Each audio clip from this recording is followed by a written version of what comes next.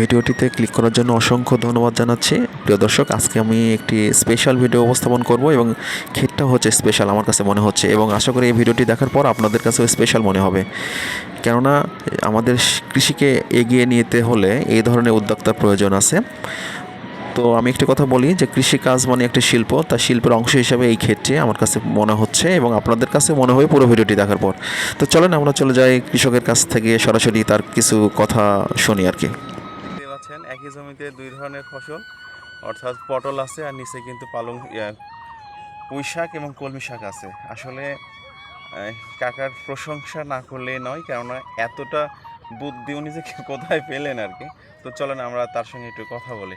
কেমন আছেন? আছি, ভালো আছি। আজকে পটল নিয়ে গেছিলেন? হ্যাঁ, নিয়ে গেছিলাম। কি দাম? আজকে 1300 টাকা দাম দিছি। 1300 টাকা। আচ্ছা, ভালো।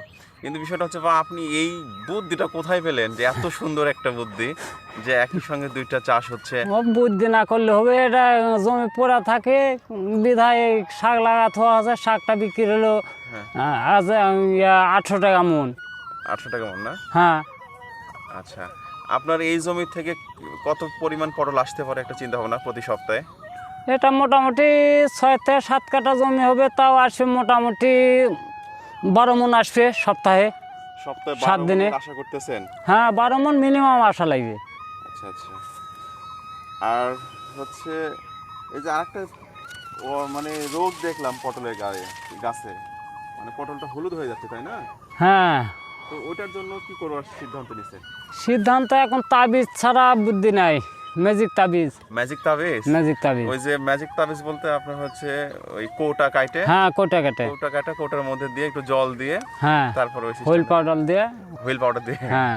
আচ্ছা, ওটা করলে আপনার কীটনাশক না ব্যবহার করেই কিন্তু হচ্ছে পোকামাকড়? কীটনাশকে পোকা মরবে না তো, কোনো দিনই মরবে না। তাই নাকি? এখন ওই তাবিজ দিয়ে ধরা লাগবে, ওই কোটাতে ফেলা লাগবে। আচ্ছা আচ্ছা। কোটা ছাড়া এই পোকা ধরার কোনো ফাঁদ নাই। আচ্ছা, আপনার এই পটলের জমি ছাড়া আরো কি আছে? আরও জমি আছে আমার। আরো আছে? ওটা লাভবান, ওটা দাম একটু বেশি, ওটা আরও ভালো মানের। আচ্ছা, তো ঠিক আছে কাকা, আপনাকে অনেক অসংখ্য ধন্যবাদ। আপনার জন্য শুভকামনা রইল।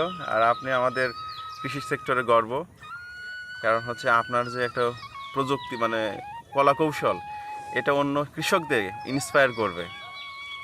তো আপনার জন্য অনেক অনেক শুভকামনা।